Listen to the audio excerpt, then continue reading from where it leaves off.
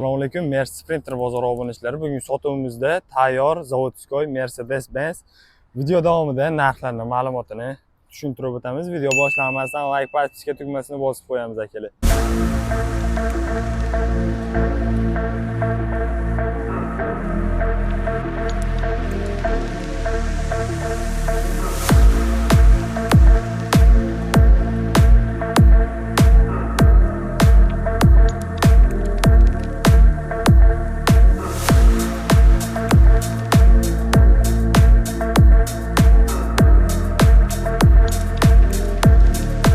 Moshinaning yili necha aka? 1992-yil. 92-yilda ishlab chiqarilgan. Moshina kamchiliklari yo'q. Kamchiligi yo'q. Akalar, moshina dehqonda. Balonlari bir 80% bor ekan balonlari. Yurib turgan. Aka, bortning uzunligi necha buni? 4 metr. 4 metr. Salon qismlari yaxshi holatda turibdi akalar. Ishlab turgan tayyor texnika. O'zlari dehqon. Endi pul zarur shekilli sotaman deyaptilar. Moshinaning rollari gidravlika ekan. Shu o'zimiz chusti moshinasi akalar.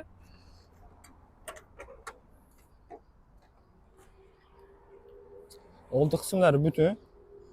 Motor 602. 601 mi motor? 601 Motor 601 ekan. 4 tali portion ekonomik motor akalar. Umuman rasxoti yo'q uka deyaptilar. Rama qismlari ham butun holatda. Aka, metan nechta buni? Ikkita 100 talik. Ikkita 100 talik metan baloni bor. Rama qismlari butun holatda. Balonlari yaxshi holatda, resorlar qo'shilgan, yukka moslangan. Endi necha aka? Yana 210. 210. Zadniy moslari uzuniki. Boshqa umuman kamchiligi yo'q.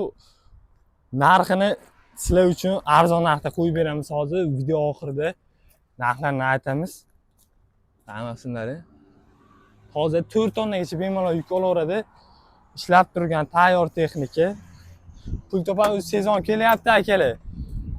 Sezonda kuniga $100 ishlasa bo'laveradi.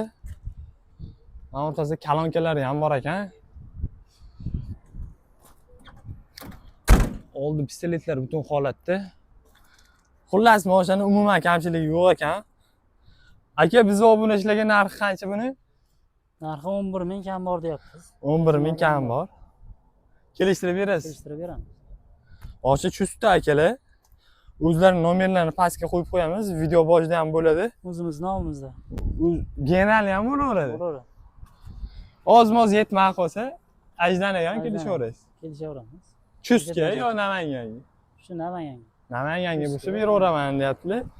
Sotilib ketmasdan akalar bog'lanib olamiz.